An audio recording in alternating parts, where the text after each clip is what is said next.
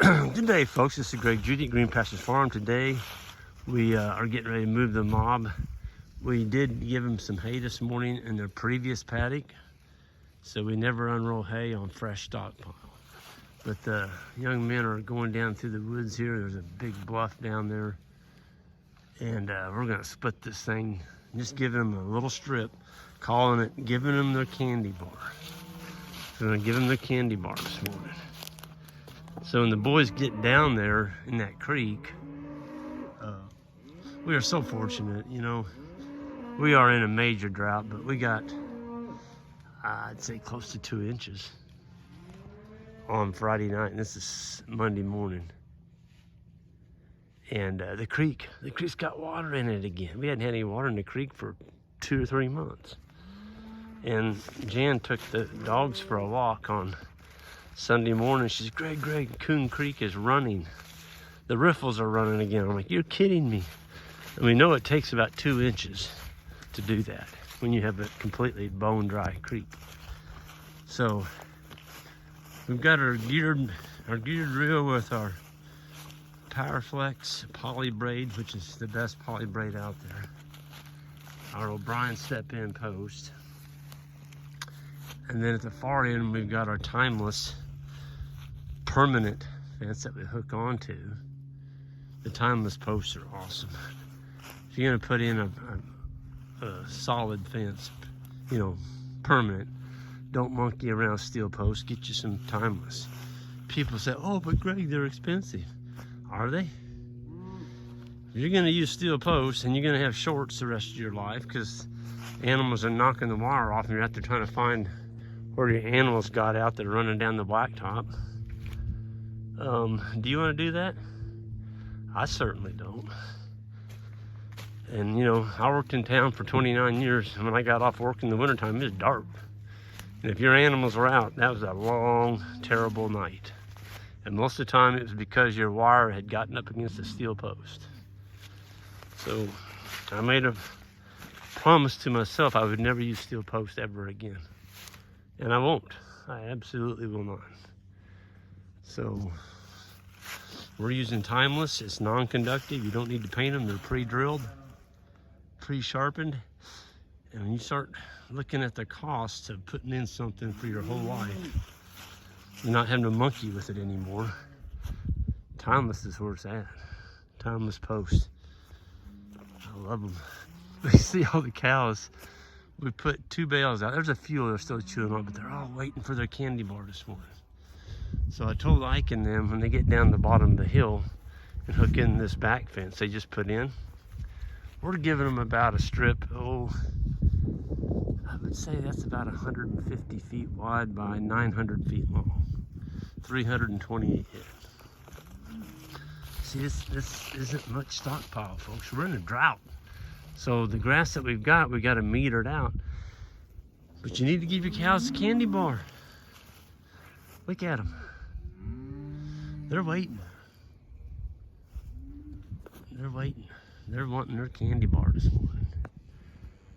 And they're gonna be so happy here in a little bit. They are just gonna be churning and burning. See, this has had, believe it or not, 60 days rest. No rain. So when it was grazed off, it didn't get any rain on it, but we did grow some grass. And that's because we allowed it to come back. Now you can see that tip on that plant? It put back a tip, but normally that tip would be, you know, up here, 12, 14 inches. We've got 6 to 8 inches. Some of this is even lower, but we're doing the best we can. We cut our stocking rate back. We sold all of our steers. Normally we would winter a few, but we sold all of our steers. We sold off some cow-calf pairs, just trying to lighten up on our stocking rate some. And in a drought, I think that's one of your tools you've got to do is put them all together. First of all, don't have 3 or 4 or 5, 6, 7 herds. I go on to a farm and there's 7 herds out there, and when we're out of grass, I'm like, yep, you're always going to be out of grass. When you're trying to rotate 6 to 7 herds around your farm, it's going to look like a parking lot. Just doesn't work. So brainstorm it. You know, Ian challenged me years ago. I had 3 herds. He said, Greg, what you're doing, I mean, your farms are all right, the cattle look fairly decent. He said, but what you're doing is not gonna, it's not sustainable. You're gonna burn out, or you're gonna drop dead, or you're just gonna quit from sheer exhaustion. And he said, you've got to combine these cows. And I was feeling sorry for myself. I said, well, Ian, I've got all this land between, these roads in between our farms, and if I put all the cows on one farm, I'm gonna run out of grass on that farm, and I gotta put them in a semi truck and haul them to I said, I don't want to do that. Well, last time I checked, he said cows had 4 legs. He said, brainstorm it, figure it out, make them walk. And yeah, thank you, Ian. And speaking of Ian, guess who's coming this year? Haha. We're gonna have Ian at our grazing school, folks. That's in May. We're not gonna post it, so don't be trying to sign up. You can't sign up yet. But we're gonna post it in January, and it's gonna sell out. It's gonna sell out quick. So if you're on the fence about going to grazing school this spring, when you see it posted, you better sign up, because Ian's only we're just doing that one school with Ian. And it's the first time he's been back, and I guess this will be our 4th year we've been without Ian. So Ian Mitchell-Innes, he's the one that really put Jan and I on the straight and narrow. He's done so many things positive for our farm that I could write a book. I did. It's called Comeback Farms, and I put a lot of what Ian taught us in that book. And I'm just fortunate that I met Ian and his lovely wife Pam, and we're looking so forward to having them here this spring. And that's going to be the 4th through the 6th. It's a 3-day. But you'll see it posted. I promise you I'll have it on there January 2nd, in that time period. So yeah, that's what it is. You can see the boys, the wire's starting to move. So they're coming up through here, and they're gonna roll that wire up and pull the posts as they come. And I just want to keep this rolling, because the cows are gonna be so happy when they see this wire disappear. So this is our predator. In the old days, this is basically what we're doing in Arizona. They've got a capped soil out there. We combined all the animals, or strip grazing them across the desert, breaking that soil capping with the animal hooves. And I would say some of that pasture in Arizona, they actually had more grass than we've got right here. But they had record rainfall. Never had that much rain in their monsoon season as they did this year in Arizona. It's just a travesty they couldn't have held on to all that rain. But with that project we got going out there, where they're breaking the soil capping with the hooves, and when it does rain next year, look out.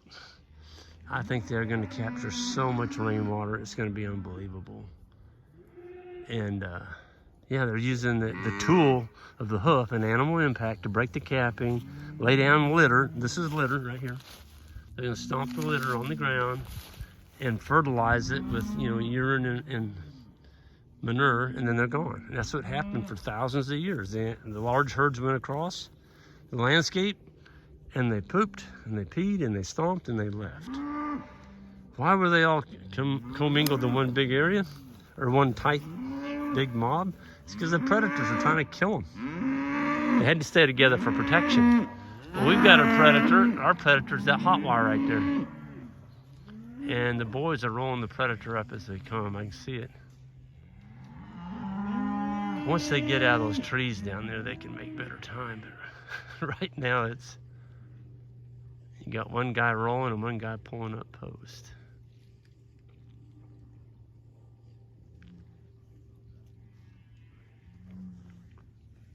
Gosh, it's gonna be a beautiful day. Oh, man.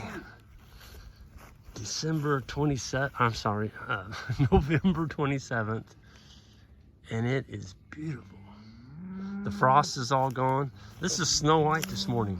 That's another thing about moving your cows later in the morning. is letting the sun come up and get the frost off the grass, so when they step on it, it doesn't break off, and they're not going to trample as much of it on the ground. Which in a drought like this, you know, we're trying to capture the green going into the cow.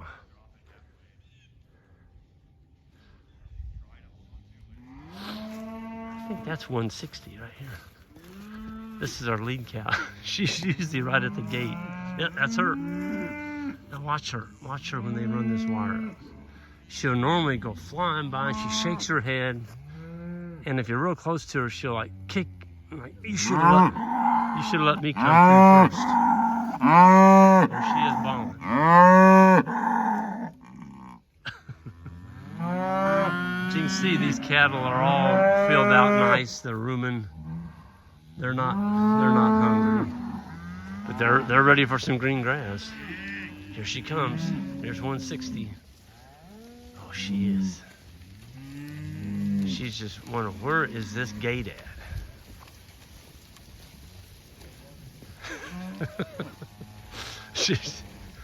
she's always the first cow through, and this morning she's not. She's just gonna go running by. Yeah, there she goes. There she is. Here they come. Everybody said, oh, you don't want to be moving your cows. It takes too much time, too much work. Look at them strung right out through there, folks. They're waiting. There's no need to put in a back fence. Not when you're in the wintertime and things are not growing. Oh, the cows are so happy to be on here. See, we gave them the candy bar. And now you're not going to hear any more bawling. So you don't need to give them a big area. Just give them the candy bar. It can be, it's all scale dependent on how big a farm you have and how many animals. But, you know, you want enough area where everybody gets some candy. And then if they don't get filled up, they can go back and eat some of that dry hay we unrolled this morning. So what we're doing is we're stretching out our winter stockpile, and we're going to keep rotating these animals all winter long. Even though we don't have a lot of stockpile, by moving them, you know, morning and night, that's what we do. Our cows get moved twice a day, 365 days of the year.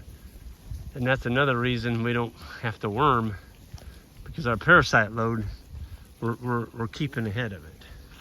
We're always moving the animals, so we're not keeping them in their manure, we're not keeping them in their urine where that's been deposited, and we're keeping them on this. This is clean ground. So why do you want to worm your animals when they're always on clean ground? It doesn't make any sense. You're just giving your money to all the pharmaceutical companies, and they laugh all the way to the bank with your money. And that's on you. That's your fault, because you don't move your animals. So it's not only is it good for the animals, it's good for the environment, and it's also, at the end of the day, it's good for your pocketbook. And folks, I'm going to end on that. Don't think profit is a bad word.